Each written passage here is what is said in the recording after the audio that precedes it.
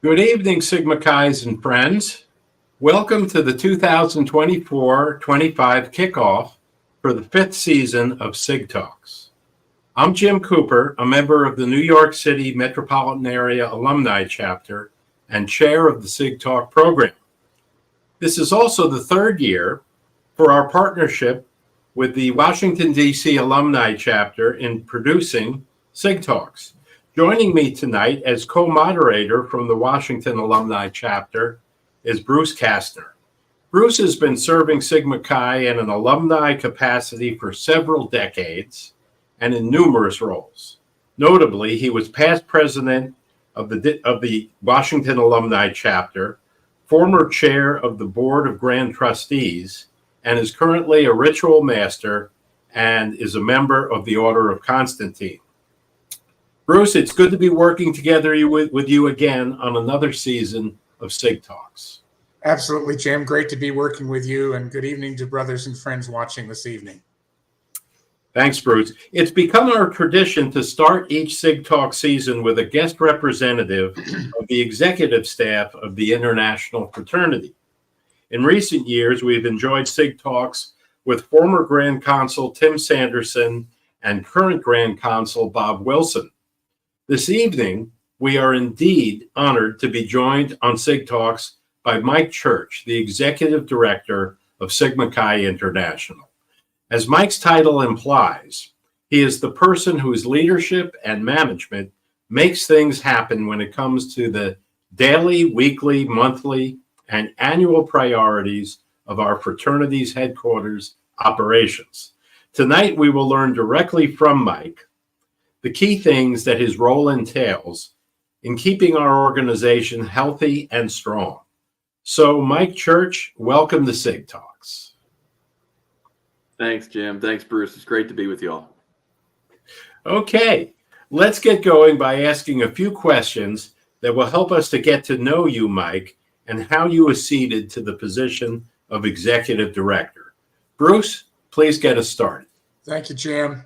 Michael, welcome. Glad to have you with us. Let's learn some highlights from your early years. Where did you grow up, and how would you describe your life before you became a college student? Boy, I don't know. That's a lot, a lot there. I grew up in the western suburbs of Chicago, a small town called Glendale Heights. The only thing that's ever come out of there was Billy Corgan, who's the lead singer of Smashing Pumpkins. That's the only reason anybody's ever heard of Glendale Heights until right now. So shout out to my hometown. Both my parents, we were a middle-class family. Both my parents were hardworking. My mom finished her career as an elementary school principal, and my dad spent his time as a purchasing manager, purchasing and sourcing for a number of companies, but finished with the Chamberlain Group, and they're famous for the LiftMaster garage door opener. So we are as middle class as it comes, and I grew up with two brothers, an older brother and a younger brother, so I am classic middle child syndrome. The smartest and best looking and the least loved by his parents, of course. That's just how it goes for the middle child. But I played a lot of sports growing up. Sports were hugely important to me. Was really involved in leadership activities in high school. And when it came to time for college, my choices were you can stay in state, and my parents would help with tuition. And if I went out of state, I was on my own. And so the University of Illinois was the pretty much only choice for me in that regard. So I ended up at the University of Illinois after a childhood in the western suburbs of Chicago. Shout out to my mom and dad for getting me there. So you did, as you just said, attended the University of Illinois, which is home to our Kappa chapter. What did you major in, and how would you characterize yourself as a college student? I would think it's fair to say I majored in Sigma Chi. I started my enrollment there as a sports management major. I had been very taken with the movie Jerry Maguire in the 1990s, so that starts to date me. But I wanted to be a sports agent because I knew that I was not good enough to play sports. So I wanted to be involved in sports.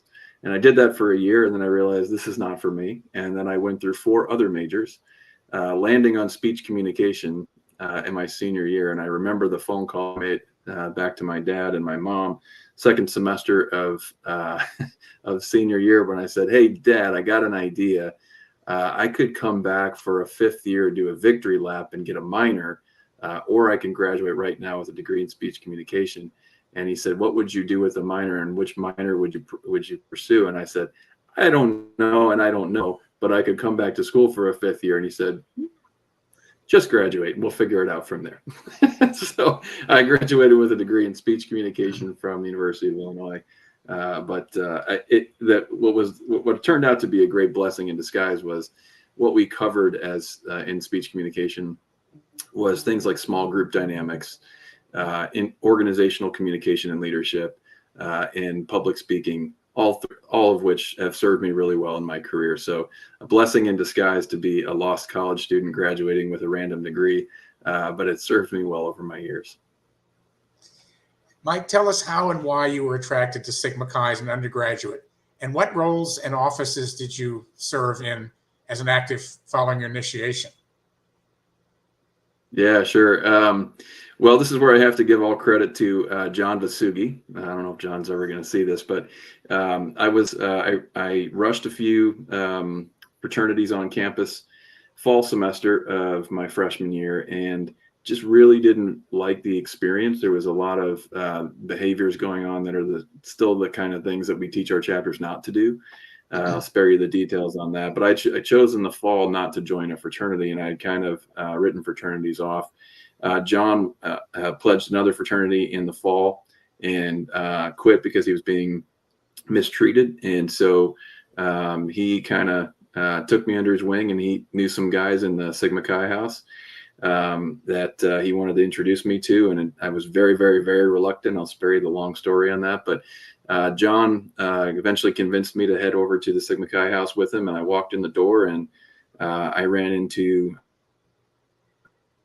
2 guys from my high school who were respectively the captain of the football team, the captain of the basketball team from the prior year, 1 year ahead of me from my high school. And I looked at them and, with utter surprise, like, what? Kind of do a double take. And they looked at me and said, "What are you doing here?" And I'm like, "What are you doing here?" And the rest is history. I just thought to myself, if this chapter on this campus can attract these kinds of men into this fraternity, maybe this is the place that I want to be. And so it was a happy set of circumstances that led me there. And so I joined in the spring of 2002. And as an undergraduate there, my first office was song chair for the Kappa Kappa chapter. I ran uncontested, which is a nice way of saying no one else wanted the role, and so so I raised my hand and said I'd do it, and did that. And then I was ritual chair 4 times as an undergraduate. That was my passion, and then I finished my senior year as Magister for the chapter. My junior and senior year was sort of a blend. And so it was a lot of fun doing the pledge program and the initiation process. Those were my passions. Mike, you graduated nearly 20 years ago in 2005. Did your professional career begin immediately with Sigma Chi or international as an alumnus, or was there something else that preceded your employment with the fraternity? Yeah, sure. There's a little funny story here. So I got my first job offers, and I took one, and I got home, and I was so excited, and I showed my dad, and he said, "Son, this is a pyramid scheme." And I said to him, "No way, Dad, this isn't a pyramid scheme. It's called outside sales, and I'm gonna work on my sales skills." It turned out to be very much an outside sales attempt, but it was definitely a pyramid scheme. And so I was going door to door selling phone service. I would walk into strip malls and many shops and things like that, and ask to see the manager or the owner and say, "Hey, I can save you money on your phone bill," and I try to undercut their phone service in terms of the cost. And so I did that for 2 months, and was starting to get pretty good at it. But I remember this moment of clarity where I walked into a Christian bookstore and spoke to this young lady behind the counter, and I said, "Can I see the manager or the owner?" And she went back into the back of the store, and she went behind the curtain, and this gentleman walks out from the curtain. He takes one look at me and my little badge hanging off my coat, and he just, without even saying anything else, just he streams and laces a stream of profanity in my general direction that is probably still going to this day. It was the most impressive compilation of profanity that I've ever. So I thought to myself, I better walk out of here, with my eyes on him, unless I get a crucifix in my back. So I just kept slowly walking out the door, and I went then to different stores, and like I have thick skin, and none of that stuff really bothered me. But I thought to myself, any profession where you get cursed out of a Christian bookstore is probably not the one you want to be in for the long haul. So I got in my car, I called my boss, and I said I quit. And I drove home that day, and it was middle of the day, in the middle of the week, probably a Wednesday or something like that. And I walked in the front door, and my dad was working from home at the time. And I remember him and his voice coming from upstairs, just the inquisitive "who's home" moment. And I said, "It's me." And he said, "What are you doing home?" And I gave him the 2 words that no father ever wants to hear from his recently graduated son: "I quit." To which there was a period of silence that kind of hung in the air. To me, it felt like 10 minutes. I'm sure it was probably 10 seconds. And all he said to me was, "Your fraternity magazine's on your bed." So I snuck up the stairs. My room was right up the top of the stairs. I opened the door, closed it quickly, and locked it, thinking my dad's going to come have a piece of my hide or something. And I went to the Sigma magazine, the Sigma Chi, opened it up, and right there in the middle was a 2-page spread that said, "Jobs available at the headquarters." And I thought to myself, well, now I'm gainfully unemployed and looking for a job. I better find one fast.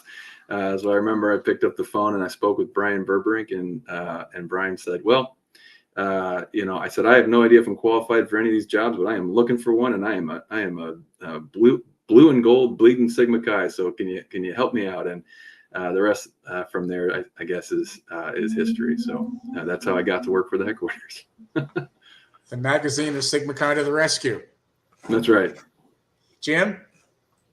Okay, well, Mike, you've already answered the first question I was going to ask you, was how did your career with Sigma Chi get started? But take us through the positions that you held prior to becoming executive director.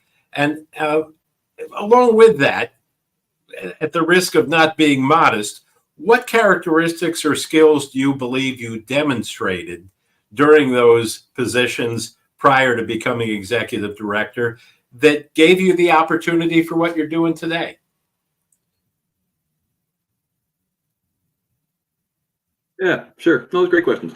I started as Associate Director of Chapter Services, which was a sort of stopgap program that we put in place after the Leadership Consultant Program, which was formerly called the Associate Executive Secretary Program, was decided to be folded while we were rolling out Cornerstone. And so my job was servicing, I had a portfolio of probably 20 chapters and traveled around, visited them and helped them with their operations, their plans, and sort of an approach to, sorry, I don't know if my internet cut out for a minute.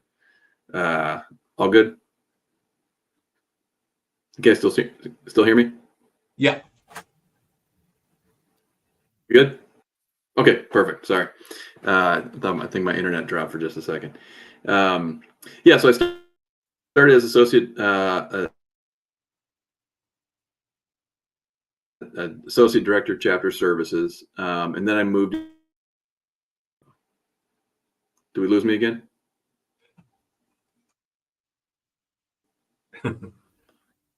Y'all hear me okay? Uh-oh. Sporadic.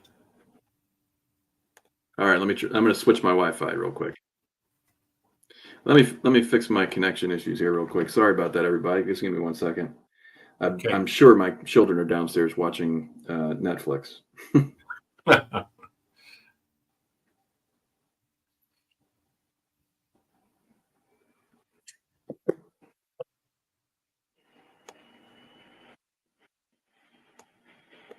We'll cut this out of the final product, of course.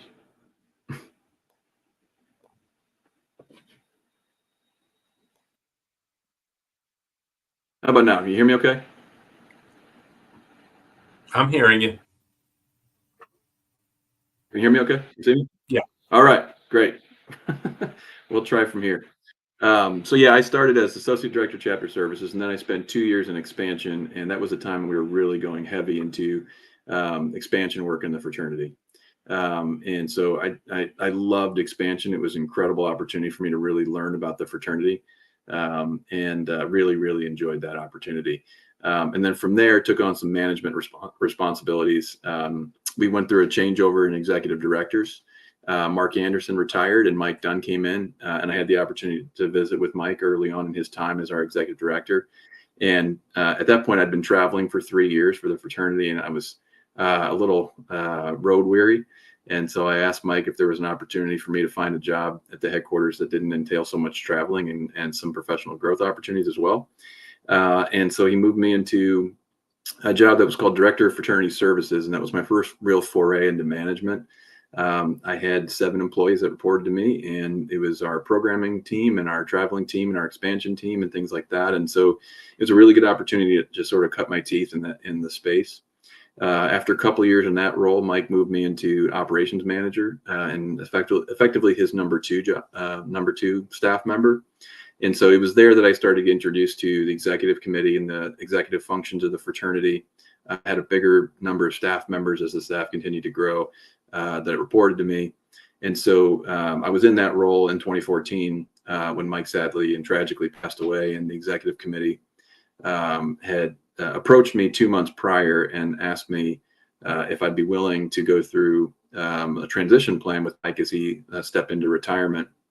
And they expected the succession and transition plan to take about 5 years. And unfortunately, Mike passed away 2 months into that succession plan. And so I think they looked at, not to speak for the executive committee at the time, but I think they looked around and said, we knew he was going to be our selection 5 years from now. And so we're just going to select him now. It's the time's a little faster, but we have trust and faith in him, and here we go. And so I think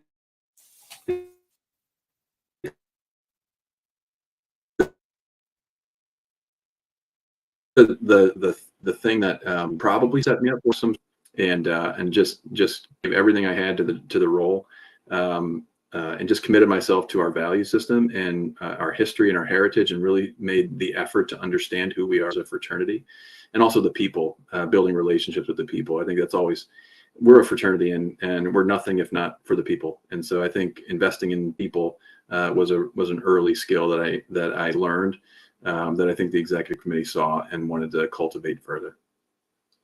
Well, we know that they made a good choice. That's certainly the case.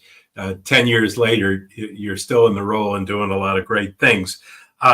So this is a full-time position. Where we've talked to the executive committee members like Bob Wilson and Tim Sanderson. They have their careers outside of Sigma Chi. You, on the other hand, have been a full-time employee. Really, since 2005? Right. Yeah. 19, just past 19 years. So I've almost been employed by Sigma Chi longer than I haven't been in my life. So it's been an interesting journey. So then let's get to the heart of what we'd like to learn more about this evening. What would you say are the primary responsibilities of being Sigma Chi's executive director? And, maybe tell us about the 3 or 4 that you think matter the most. Yeah, sure. I think number 1 is to be a resource for the executive committee. We are a fraternity that believes strongly in the democratic process of getting our leadership elected, and we expect that those leaders have the opportunity to weigh in on the direction of the fraternity. But it's really challenging, and I think if you talk to anybody who steps onto the executive committee for the first time, it's really challenging for them to really get up to speed with everything that's happening and really see the big picture. And so I think my number 1 job is to help all of the members of the executive committee get oriented as fast as possible, and get coached as much as possible about what's happened in the past that's led us to this point. So I do a lot of advising the executive committee through historical lessons that we've gone through as a fraternity, and that's a blessing that I've had to learn those and experience those over the 19 years that I've been there. But also from the mentorship that I've had from many of the Sigma Chi's who came before me, who've kind of taught me the lessons learned that the fraternity's gone through over the course of the several decades that they've been involved. And so my historical lens goes back several decades, whether I lived it or didn't.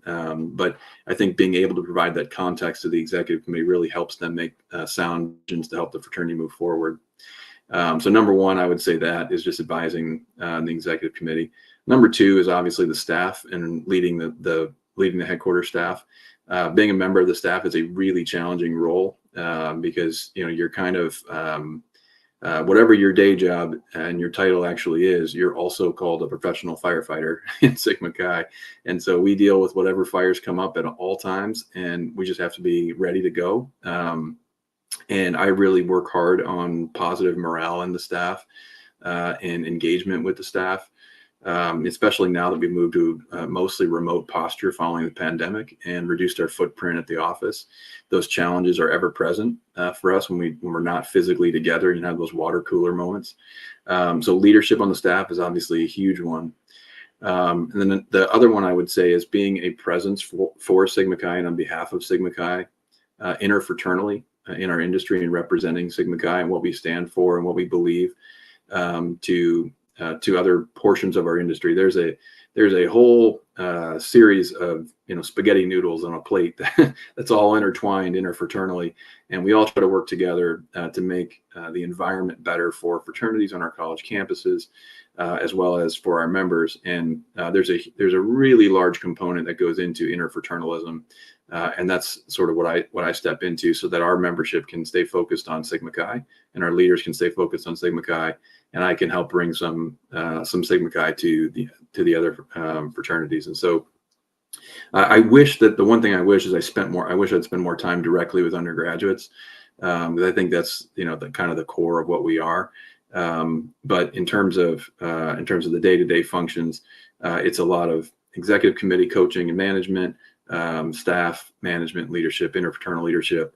And then the last piece is really helping to think through how we transform our fraternity as we go forward, providing different ideas and different recommendations to the executive committee about how we can always be in a constant state of improvement. So it's a lot, but there's other stuff that I deal with, the press and the legal stuff and the finance stuff and all that. That's all boring. But those I think are the four key pieces that the role really demands. Okay, well, thanks for explaining that, Mike. And it really does sound like you have a very full plate, and also, as you said, the challenge of learning how to work remotely or mostly remotely, while managing a team, not easy. Bruce, why don't you pick it up from here with some additional questions for Mike? Thank you, Jim. Mike, going back to the early part of your career, I think one of the very first trips you made was to visit us here in DC. I remember we had lunch in the grill of the Capitol Hill Club, and I remember thinking to myself, damn, I hope this kid's going to be around for more than 2 years. I think he's got something to offer. So I guess I got this one right, and I've always been real proud of you. Mike, in the nearly 20 years of full-time dedication to International Sigma Chi Fraternity, you've seen and been a participant in a significant transformations and changes. What would you like to tell us about that? Wow. A lot has happened in 20 years. I guess what I would say at the outset is the students are changing. And so the students in our active chapters really are different today than they were 20 years ago. I think we've made great strides as a fraternity in really reducing some of the very risky and harmful behaviors that were going on. Certainly when I was an undergraduate and when I was a recent graduate. Through the efforts that we've put into programming and through our accountability mechanisms and things like that, I think we've really made some great strides in that area. And when we look at conduct today in our chapters, it is so much different than it was 20 years ago. And so I think the number one thing that we're doing is we're reconnecting our men with our purpose as a fraternity. We are, 20 years ago, there was almost no ritual education to speak of. And Bruce, you and I know, launching the ritual master program, the ritual peer program, and getting that out into the chapters has been a labor of love for a lot of us. But that is so critical to our chapters and raising the efficacy and understanding that our chapters have about our ritual, its purposes, its meanings, and also just how to do it. And so there's really, really great work happening in that space by so many men who've dedicated the time to it. And I think our chapters are getting better at the ritual and getting better at understanding it. And so I think we're making great strides there. The other thing that I've noticed in 20 years is we are just much more complicated. Fraternities in general, Sigma Chi specifically, we do a lot more. There's so many things happening, and we're trying to make sense of it all and keep it all going forward. Sigma Chi is nothing if not ambitious, and we have big dreams and big aspirations, and that comes with big problems too. And so managing those problems they're bigger today than they were 20 years ago. I was recently at an interfraternal conference, and this will reflect well, I think, on Sigma Chi too. But I was talking with some men who were formerly in my role, and they were sharing their sentiments about what they see fraternities doing today versus what they were doing 40 or 50 years ago when they were in the role. And one of the things they shared with us was how much time they used to spend on what to do with specific officers, like how do you get the scholarship chairman to be more effective in the chapters.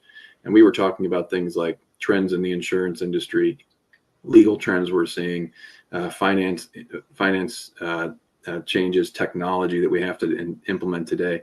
All those components that just 50 years ago, 40 years ago, just weren't even on the radar. And so we have to be so much more versatile, flexible, and adaptive to the environment around us to make sure that Sigma Chi continues to succeed and prosper. So lots and lots and lots of changes over the years, but I would say Sigma Chi has adapted really, really well over the years through great leadership of the elected men. And I'm just privileged to have been a small part of it along the way. Well, I'm glad you mentioned the importance of the ritual in the life of our chapters. There's no question that the ritual renaissance that was begun by past Grand Consul Dennis Santoli was a great turning point in the organizational awareness of the importance of proper ritual practice. And absolutely, these programs, the ritual peer programs, the ritual master programs, the Foundation Ritual Peer, all of these things that are designed to give alumni the opportunity to support chapters are very valuable in my mind. And it's more than anecdotal. We've learned over the years of studying this that a good operational chapter is often a good ritual chapter as well. The converse of that is if they're not doing their ritual very well, chances are they've got some problems in their operations. Has that been your experience as well, Mike?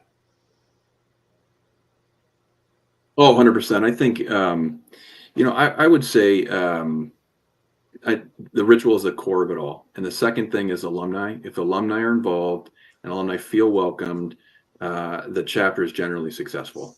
And so, I had an experience about 4 or 5 years ago that really reframed my understanding of what a Sigma Chi chapter, what a good Sigma Chi chapter looks like. And I shared this story with that chapter, so this is I'm on video doing it, so this is not going to come as a surprise to them. But I was blessed to have a trip to our chapter at Oklahoma State. It's our Gamma Delta chapter. Brother Ken Klein asked me to come down and give a talk to the Tulsa Alumni chapter, and he took me part of a day trip over to Stillwater and brought me into the chapter house there. And the thing that really, really impressed me was just the young men themselves who very clearly understood what it means to be a gentleman and to be a Sigma Chi. And you can just tell that there's an authenticity to it. I walked in the door and there's probably 40 or 50 of them mingling around and whatnot, various stages of the day, going to classes or eating lunch or whatever was going on. But I will tell you, it was an experience that it just really resonated with me. Every single one of those men stood up and stopped what they were doing. They walked over to me, they looked me in the eye, back straight, and they stuck their hand out with a strong handshake and said, "My name is, and it's a real pleasure to meet you." And I think that's something that we've lost in society over the years, is that sense of confidence in being in who you are and representing yourself well. And those men just really nailed it. And as I walked around and talked to some of the men, I understood really, really quickly, they believe in themselves. They practice our ritual. They practice what it means to be a Sigma guy. understood, and they were lit. I think it's so important that we have the focus on the ritual, because our value system is what binds us, and it's what connects us. And I'm just so blessed to be part of the ritual team that gets out there and does the work to make it happen. So we got to do more of that. We have to do more. Well, we've enjoyed several hundred very great alumni mentors and leaders and examples, and Brother Klein was one of them. Our brothers who are listening with us tonight may not be aware that Brother Klein is a past chairman of the Habitat for Humanity International, and is dedicated to his chapter and to the fraternity. We're real proud of him. Yeah. Mike, you have the challenge of working with a different Grand Consul every 2 years. Just about the time you get used to the guy's work style, you have to break in another one. What does it require of you to adapt to the varying leadership styles of these distinguished brothers? Yeah, so the first thing is check your ego at the door. You're not allowed to have an ego in a job like this. You got to remember that you're here to support the office of the Grand Consul and the offices that the men on the executive committee occupy. And as much as I've loved the men who've served in the office of the Grand Consul, when they're done with their turn, I'm on to the next guy, and we'll always be great friends because those men, helped me in a mentorship way and a mentorship figure along the way. But every Grand Consul comes in and they're different. They have different ideas. They have different things that they want to get done during their time. And that just requires versatility. It requires flexibility, and it requires really an authentic investment into them and being a servant leader in that regard. It's really not about me. It's really about them. And so I work really, really hard behind the scenes to set them up for success by giving them all the information that they need to make sound decisions and to be the head of state and the head of the business and the head of Sigma Chi, right? And so it's a challenge. Don't get me wrong. I think the last two Grand Consuls, if they see this, they know that this is true, but they couldn't be more polar opposite. Between Tim Sanderson, who is a classic analytical and very deliberate thinker, and Bob Wilson, who's an expressive and a go-getter, just wants to get out there and make things happen. They couldn't be more polar opposite, but they're both effective in what they do. They're both effective in their leadership styles. And my job is just to be a chameleon and to adapt to their style and be the kind of leader that they need me to be in order for them to be successful. So flexibility, versatility, and a consummate level of patience. An ongoing adventure. Jim? Yes, indeed. Thanks again, Bruce. Mike, one thing I can do is corroborate what you're saying about the guys from Oklahoma State. I've had a couple of them in the KTLW certificates that I've facilitated, and we've had one of the Oklahoma State guys on SigTalks in the past, and they are just first-class people. And you really feel proud of those guys as young men, for the way they conduct themselves and what you think their future is in terms of leadership. Sometimes you have to intervene in addressing issues at the individual chapter level, and it's not always great stuff. You have to intervene with problems that are occurring, and you've made reference to some of the behaviors that we're trying to get under control and make sure that Sigma Chi is a leader in terms of the way it conducts itself. And I know in terms of my own home chapter, Alpha Chi at Penn State, you've been involved there from time to time. Jim Lundy, the president of the House Corporation, has been very complimentary of your involvement. But tell us a little bit about some of the issues in the more recent years that you've really had to get involved with and really help correct.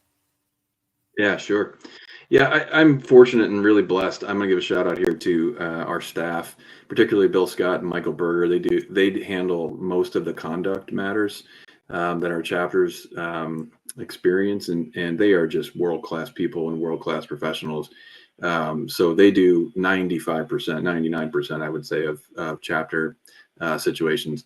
The challenge that I step into most often is when something really serious has happened, particularly in a physical wellness situation with individual members.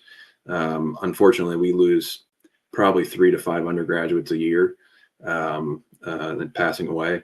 And those range from alcohol or drug overdoses or other substance abuse situations to suicides and just other real tragic situations. And we have 16,000 young men on college campuses, and it is devastating when we lose just one. But you're in the business of people, and people are fragile, and sometimes these things happen. And so it's a real challenging time. But I think we've developed a protocol where we step in and help the chapter in a very supportive and intentional way, where our focus is about the men and not about the circumstances, and help them get through whatever it is that they're dealing with in that moment. And so I think the real tragic side of the fraternity is probably the most common thing that I step into. And the other one is when our chapters are really being mistreated by their campuses or their communities. Sometimes it's our own IFCs that are mistreating our men. Those are where I use my interfraternal involvement in my role as the executive director to step in and help them through the mistreatment that they're getting. And so, kind of like you referenced it at Penn State, unfortunately, not a great relationship with the administration right now, but I think a real commitment to improving that. But we got to hold our ground sometimes, and at the end of the day, got to do what's best for Sigma Chi and not for the university. And so, those are really tough conversations to get into. An optimistic approach and viewpoint on that, and balancing a lot of different perspectives and opinions. But most of the and they're fantastic, and I have to step in on those two. I'd say are the most common. Okay.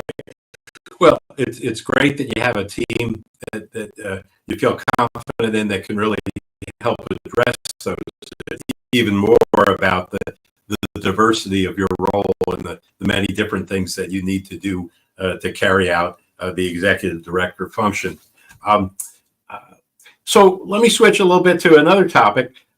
What do you envision as the future for Sigma Chi? Let's say the next 5 years. What should be our priorities?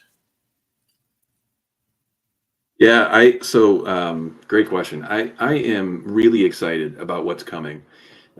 We sat down, when Tim Sanderson came in as Grand Consul, he really wanted to craft a strategic plan that was long-ranging for Sigma Chi, so that it wasn't just about the 2 years that he was in the role. And I think, the men on the executive committee at that time were really visionary in terms of what they wanted to build as a fraternity. We are really invested right now in our transformational leadership approach. So that's the first thing, is we're going to grow that program over the next 5 years. It has wonderful impact on the men who experience it and those who earn the certificates. So there's going to be a bigger investment coming in transformational leadership.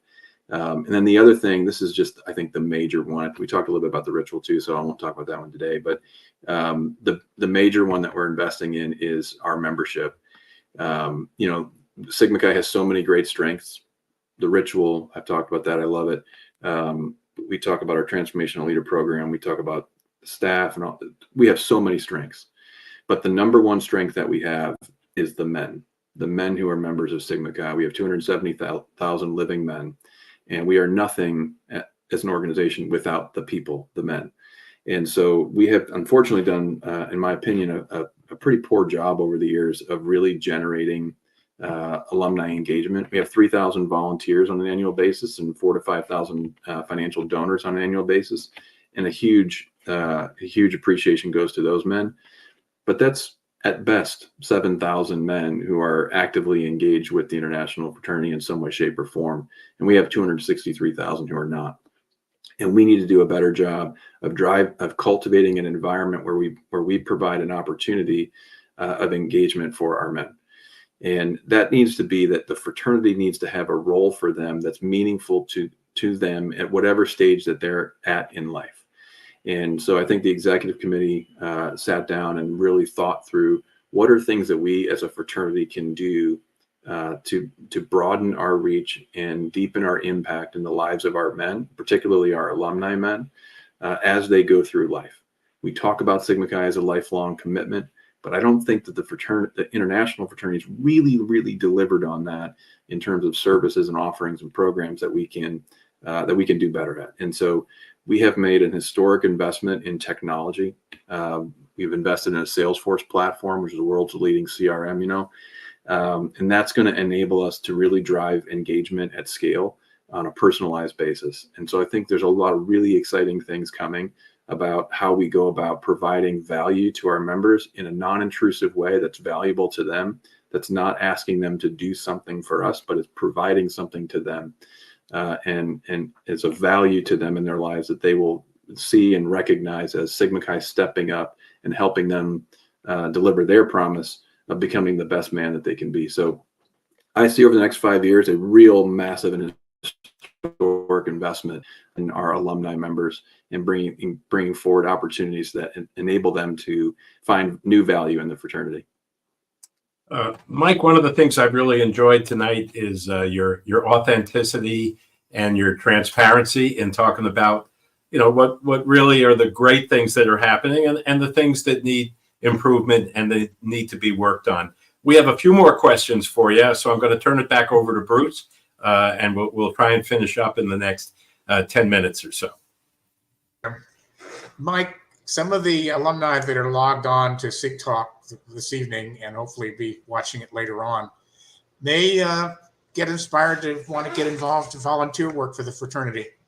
How would you characterize the opportunities that are available, and how do you recommend that these brothers that they get started?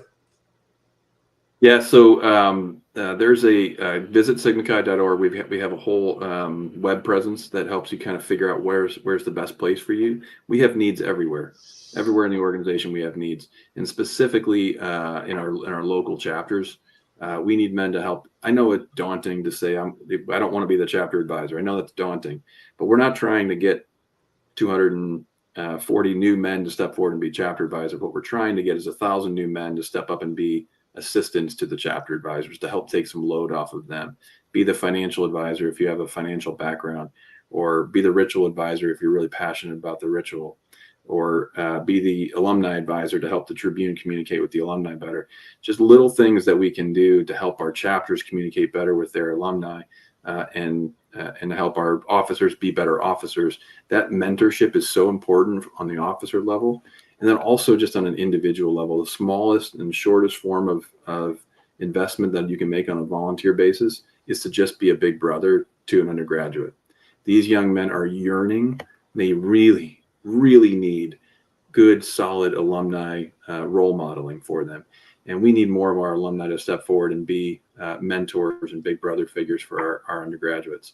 It all starts in some small role. And then I think almost universally what you'll hear from all those 3,000 men that are constantly involved in the fraternity is once you get hooked in giving back your time and your energy, and I know, Bruce, you're nodding your head like, yep, this is how it goes. You start just one place and it goes deeper and deeper and deeper because you get out what you put into it. That's one of the very first things that was taught to me as a sophomore at the University of Illinois. The more you go into it, the more you're going to get out of it. And so just get started. There's all kinds of opportunities. We need more men, and we'd love to have more men at the table. Past Grand Consul Dick Hester talks about the Sigma Chi equation that never balances. The more you put in, the more you get out, and it's geometric and not arithmetic. I like to tell our young guys that are getting ready to graduate that we talk about the Sigma Chi obligation and the Sigma Chi commitment. I like to call it the Sigma Chi opportunity. And Mike, since you've been running the headquarters, we talked about some of the new roles that have been rolled out for alumni volunteers. You guys that are out there that are not volunteering now, whatever you have in mind to do and how much time you have to spend, there's something there for you if you want to come after it. Mike, on another subject, I've heard you speak for years, and Jim has been at recent workshops. We've heard you address Sigma Chi audiences of over 700 undergraduates and alumni, among other places at the transformational leadership workshops. It's no exaggeration to say that you're a gifted speaker. How did you develop that skill? And what would you say in particular to our undergraduate listeners about the value of that capability? Oh man, I don't know. I developed. I guess I go back to the University of Illinois in my speech communication days. When I had to give a persuasive argument about this, that, or the other thing. The other thing I would say too is really that's just the level of authenticity that comes out of from me. And I think giving any kind of public speaking, you have to believe in what you're talking about. Otherwise, it will come flat. And so for me, Sigma Chi is my core. I mean, it's just who I am. And so all I'm doing in that moment is just helping other people find entertainment and enjoyment and energy in Sigma Chi. And I really, really enjoy those moments. I'm just hopeful every time I get up at a podium that there's one young man in the audience who sees that and he says, I want to give more to Sigma Chi because that meant something to me. And so, to me, it's always about, I try to do it as a gift that I give to the audience and to help our brothers be inspired. It's kind of embarrassing to talk about, I guess, but it's one of those unwritten parts of the job. You're not required to be, an excellent public speaker, but I guess I've just cultivated it over the years and invested some practice and energy into it to refine the craft. Well, you're doing a great job, Mike. Jim, back to you. Speaking of our undergraduate actives, Mike, for those who might want to pursue a career with Sigma Chi, how could they best position themselves for those opportunities? And what might be some examples of the entry-level positions that could be available? Yeah, sure. We have first thing I would say is I think Tuesday night we ran another program about our interns, and so go watch that program. If you can catch it on demand. We have a really healthy internship program at the headquarters where we really lean into the skills that undergraduates have that many of our seasoned professionals don't, particularly social media, graphic design, things like that, that these young men have grown up with, the tools to be good at those things at their fingertips. And so we really enjoy the opportunity to leverage those skills from them. Most of our entry-level jobs are, I would say, in our expansion team. That's just being really good at selling Sigma Chi and talking about Sigma Chi and being energetic and meeting people. And then occasionally we have some openings in our chapter support team. And what we look for there are dedicated men who are go-getters, who are self-directed, don't need a whole lot of hand-holding. Willing to learn, willing to be flexible and versatile, and get in great contact with alumni and our undergraduates, and really do the yeoman's work of the fraternity in the background without really any credit. And so I think you have to have kind of a service-minded approach towards Sigma Chi in order to be successful working for the headquarters. And that's the number one thing I would say is we're looking for men who are here to serve Sigma Chi in this capacity to start their career and get springboarded into wherever it is they want to go in life. And so always looking for great talent. So to those undergraduates out there, make sure you polish up your resume because I'm sure there will be jobs coming sometime soon for you. Mike, are the internships summer programs or are they all year round? Yeah, we run a year-round intern program. We're very blessed to have that. We've got the support of the executive committee to provide the finances behind that and to provide these young men scholarships for their work. And we run it year-round. And we have found just unbelievable benefit connecting with our undergraduates. And frankly, they keep the staff young too. We get to learn from them as much as they learn from us. So it's really a wonderful program. And if you wanted to become an intern, what would you do to make that a possibility? Yeah, we have an application process that goes out, I think, twice a year. We do the application process. Last time around, I think we had 60 or 70 applicants for our internship program. We selected 5. So it's really pretty competitive. We end up taking the best and brightest, and this current crop of interns, are just doing incredible work, and we're really blessed to have them. Mike, as a concluding question, we'll leave it kind of an open-ended one. You've imparted a lot of good messages tonight, both for alums and undergraduates. Is there any final thing you'd like to talk to to our audience about that you haven't covered already as your final word tonight? Yeah, sure. I think if you're watching tonight and you're thinking, I've always kind of wondered what it's like, just raise your hand and step forward. The water's warm. Come on in. Sigma Chi is a wonderful organization that has really enriched my life in the years that I've got to spend with it. And I know that everyone who does the same has the same reaction. So don't hesitate any longer. Raise your hand. Now's the time. Come forward because we need you. Your fraternity needs you. And the young men that are in our chapters, they need you too. So please come forward and we'd love to have you. That's a great message, Mike. Thank you. And I can just add, as someone who retired in 2020 at the height of COVID, I was looking for volunteer work, and I really didn't know what I was going to do.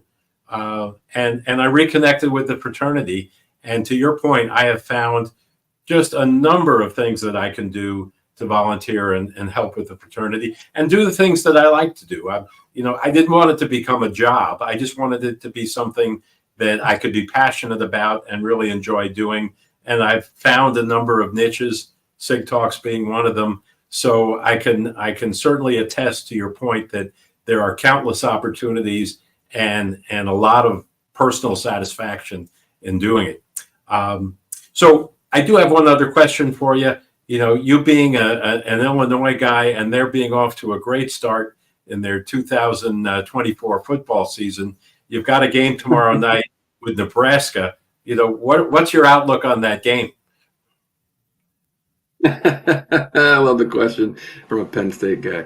This is the first time we've been ranked in 12 years, so it feels very foreign for a start there. But I'm going to say, Illinois 48, Nebraska 7. I mean, that's the only answer here. I love it. I love hearing that. The next week you do come to Penn State to play us. I don't know who handled the schedule. Yep. 1 week in Lincoln, Nebraska, the next week in Happy Valley. That's pretty tough on any team, but good luck tomorrow night. Yeah, thank you. Appreciate it. Now's the time. I don't know if we had any questions from our audience, but if we did. We do indeed. A couple of them, plus a little piece of fan mail that came in from Brother Sonny Freeman, who identifies himself as a U.S. Army veteran, saying that this was an outstanding presentation. So, Brother Freeman, thank you. We must be doing something right. So much appreciated. We have a question that's coming Checks from in the mail, our learning consortium. The mail. What, Mike, are the big challenges that you see for the fraternity in the next 5 to 10 years?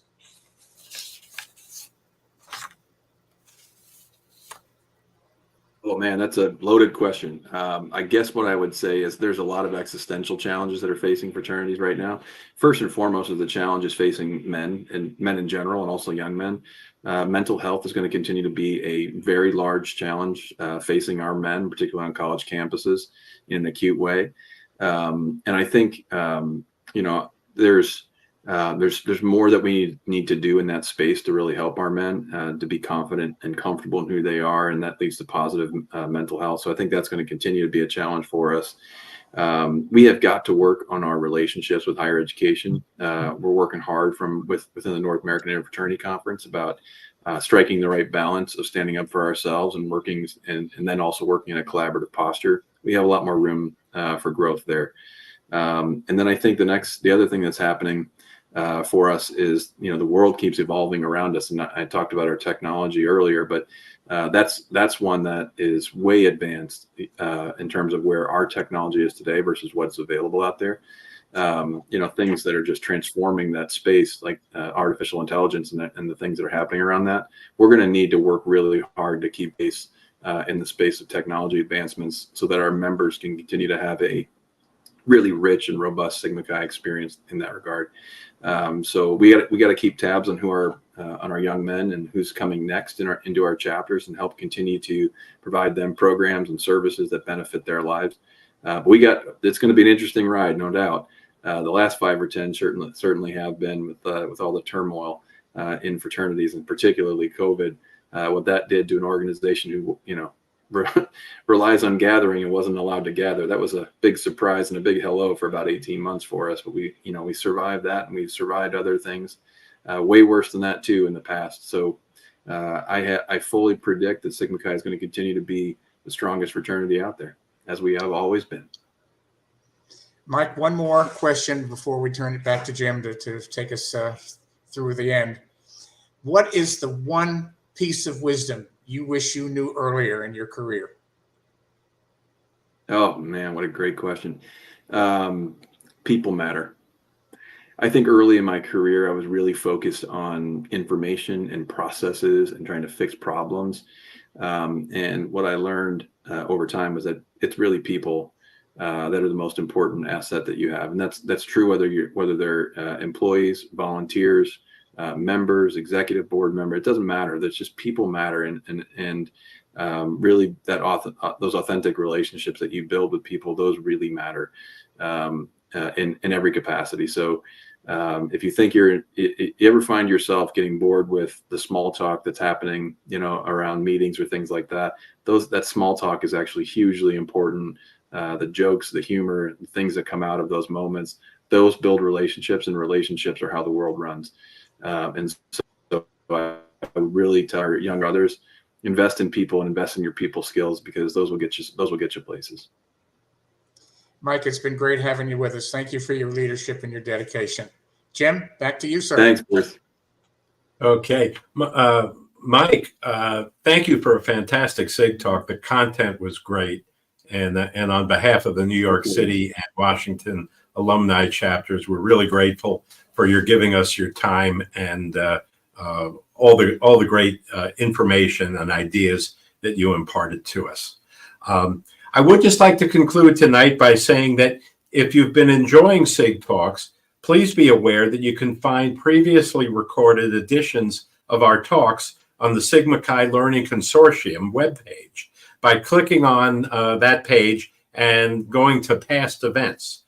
There you'll find several of our past Sig Talks, including topics and speakers on subjects including business, government and politics, sports, travel, and more.